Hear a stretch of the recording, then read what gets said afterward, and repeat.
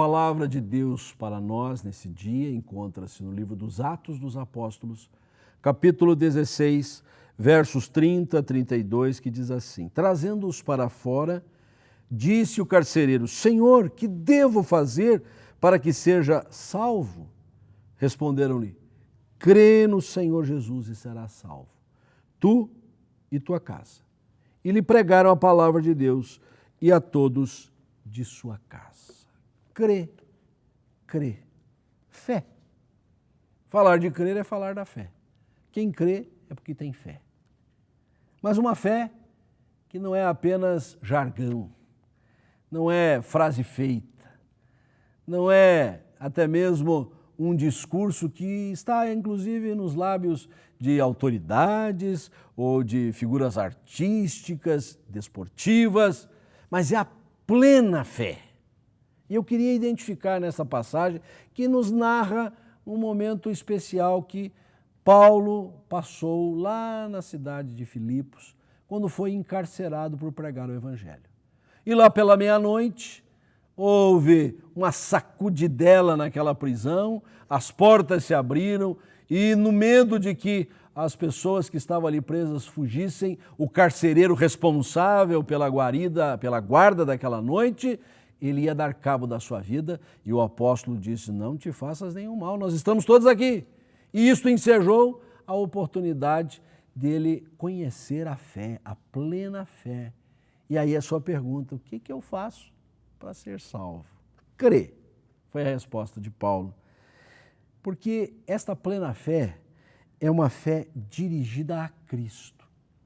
Note bem, Paulo não disse crê, ele disse crê no Senhor Jesus. Hoje muitas pessoas até se gabam de que creem, dizem ter fé. Alguns ousam dizer: eu tenho muita fé. A gente não sabe em que ou em quem. Como já se disse com um lugar comum, é fé na fé, não tem objeto nenhum. A fé salvadora é a fé em Cristo, é dirigida a Cristo. É a fé que nos salva, porque nós cremos que Ele é o nosso único e suficiente Salvador. Que Ele veio a este mundo encarnado, aqui perambulou, foi até o estertor da sua existência terrena e morreu na cruz para nos purificar dos nossos pecados. Então, àquele carcereiro de Filipos se disse que ele poderia ter a plena fé, começando por ser uma fé dirigida a Cristo. Mas também a plena fé pode ser vista da perspectiva de ser uma fé ministrada pela palavra. Porque o texto diz que lhe pregaram a palavra de Deus. Paulo, escrevendo aos Romanos, diz que a fé vem pelo ouvir. E ouvir a palavra de Deus. Por isso diz, se não pregarem, como é que vão ouvir? Alguém precisa pregar, alguém precisa estudar a palavra, alguém precisa preparar os sermões, os estudos, as mensagens virtuais, porque as pessoas ouvindo a palavra de Deus vão ser geradas na fé.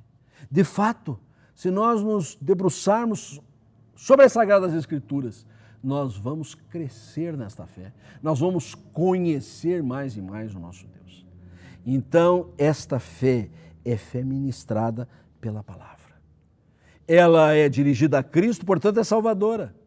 E ela é uma fé instrutora, uma fé educadora, uma fé que é ministrada pelo ensino, pela pregação da palavra de Deus.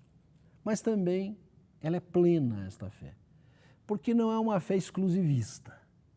Não é uma fé que a gente diz: eu tenho e guardo comigo. É uma fé compartilhada, é uma fé ministrada. A orientação do apóstolo ao carcereiro foi: crê no Senhor Jesus e será salvo, tu e tua casa. Agora note bem, a casa do carcereiro, a vizinhança que poderia vir até ele, não iriam ser salvas pela fé exclusiva do carcereiro, mas sim pelo fato dele poder testemunhar a mesma experiência aos outros, que da mesma sorte iriam crer. A fé, nesse sentido, é muito pessoal. Quando trazemos nossos filhos para o sacramento do batismo, por crer que esse é o mandamento do Senhor, porque são filhos da aliança, do pacto, mas nós nos incumbimos de orientá-los na palavra de Deus, de trazê-los à casa do Senhor para que crescerem nesta fé, mas eles vão necessariamente ter que dar a sua pública profissão de fé. Vão ter que dizer que creem em Cristo, do contrário não serão salvos. Não há outro mecanismo pelo qual sejamos salvos, senão o exercício da nossa fé pessoal. Mas esta fé pessoal, ela é também resultado da fé que alguém compartilhou conosco. Alguém ousou não guardar consigo a experiência de Cristo, mas compartilhou.